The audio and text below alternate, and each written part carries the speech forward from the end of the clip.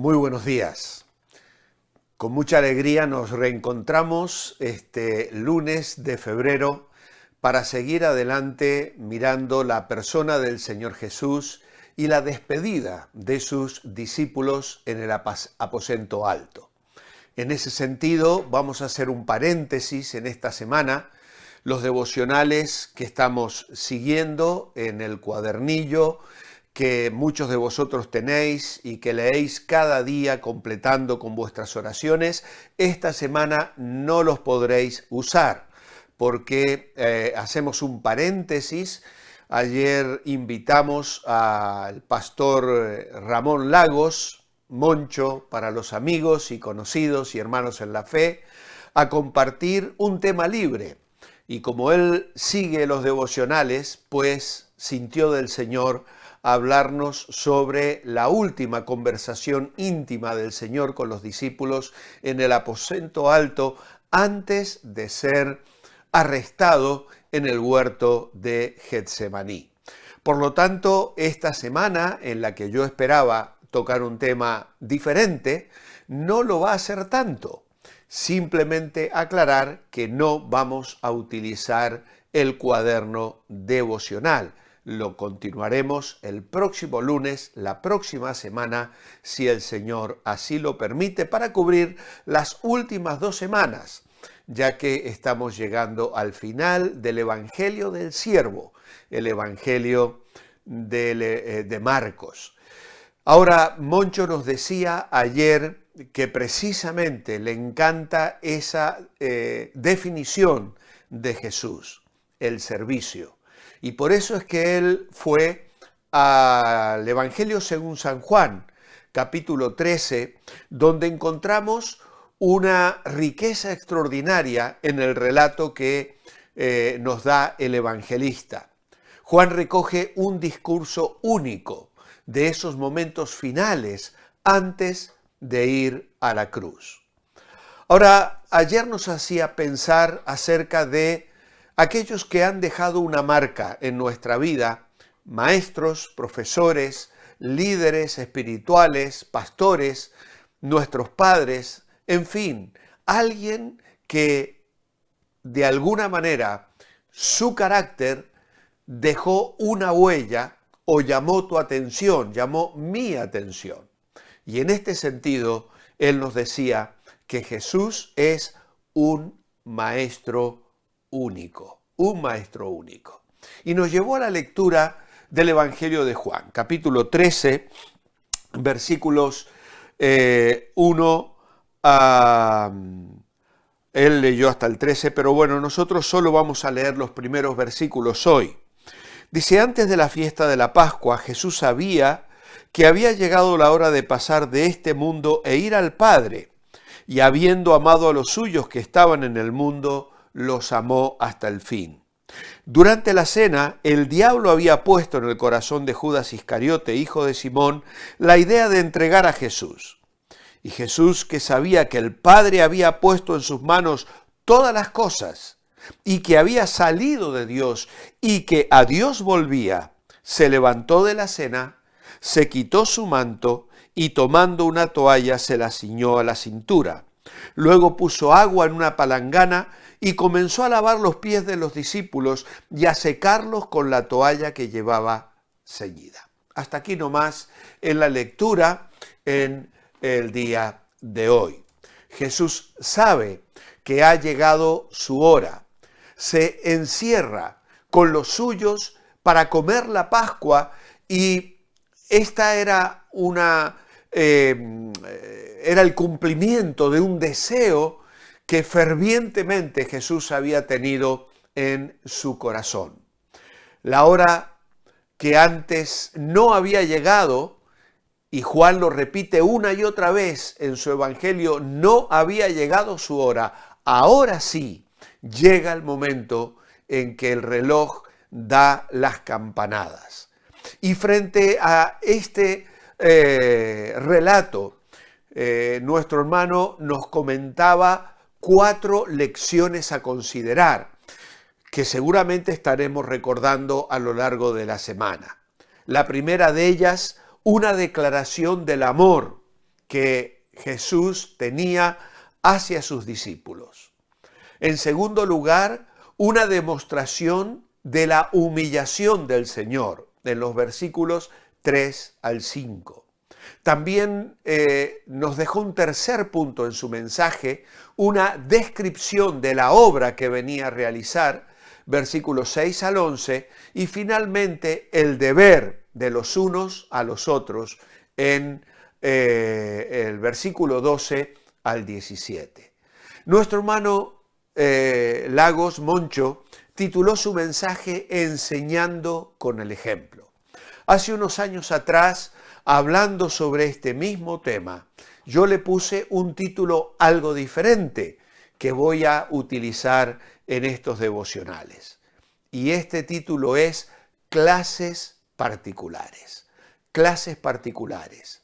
Si nosotros debiéramos resumir la enseñanza de Jesús a sus discípulos en esta última noche, esta enseñanza que les impartió en privado las últimas horas antes de ir a la cruz, podríamos resumirlas con una sola palabra: santidad. Santidad. Jesús les hablará de cómo vivir para ser parecidos a Él. Les hablará de carácter, de toda la belleza y esplendor que Él mismo expresaba y que fue lo que cautivó el corazón del apóstol Pedro.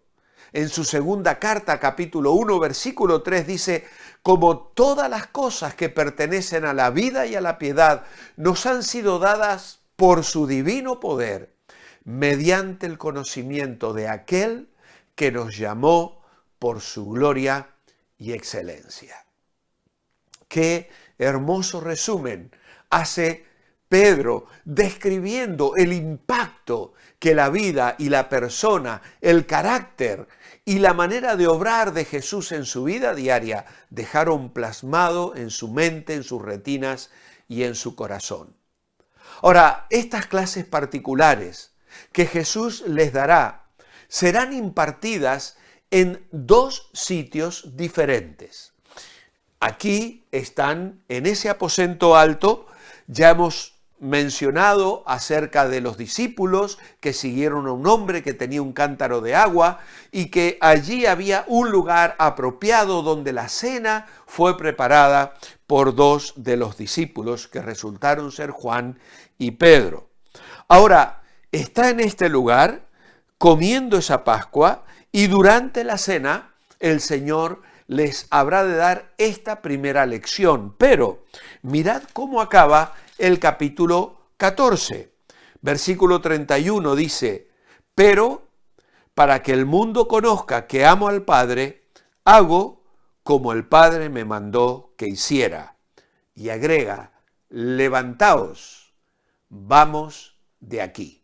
Y esto nos permite entender que las siguientes palabras que están en el capítulo 15 son una lección diferente impartida en el momento en que el Señor se dirige caminando desde el aposento alto hasta el huerto de Getsemaní, donde se habrá de producir el arresto del Señor.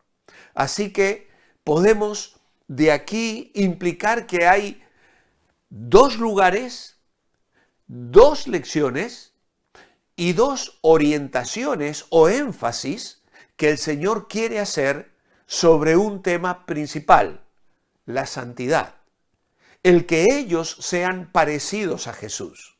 Por eso les dirá: ejemplos he dado, porque el Señor quiere plasmar en ellos la dinámica de una vida que agrade a Dios. La primera lección: la santidad verdadera implica el amor y devoción a las personas divinas, teniendo comunión con ellas y permitiendo que nos manifiesten su amor y que nos enseñen su voluntad y lo que desean para nosotros, preparándoles un lugar en nuestro corazón aquí en la tierra así como ellas nos preparan un lugar para nosotros en el cielo. Y esta lección, impartida en la intimidad del aposento alto, mientras comían reclinados a la mesa, como nos explicaba Moncho, nos enseña, entre otras cosas, que la santidad no es primordialmente cuestión de reglas y leyes, sino más bien una respuesta de amor ante su amor mostrado en el Hijo.